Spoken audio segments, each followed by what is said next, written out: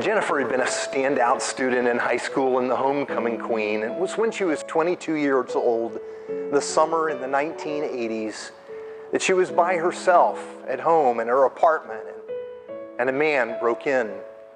He had a knife at her throat, and he raped her.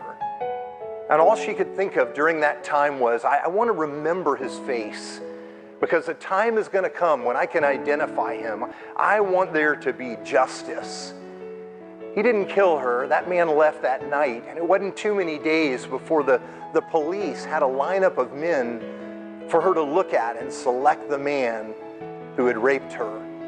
She picked a man named Ronald Cotton. He was tried and sentenced and sent off to prison. When he went to prison, she was filled with hatred. She wanted his death every day. And amazingly, about 10 years later, when it was finally possible to look at DNA evidence, the prosecutors realized that they'd actually gotten the wrong man.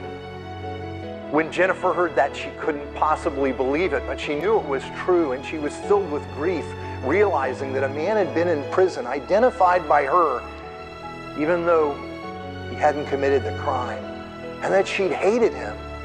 She'd wanted him dead. She reached out to Ronald Cotton and invited him to meet at their church, and when he came in, she was so overwhelmed that she couldn't even stand up.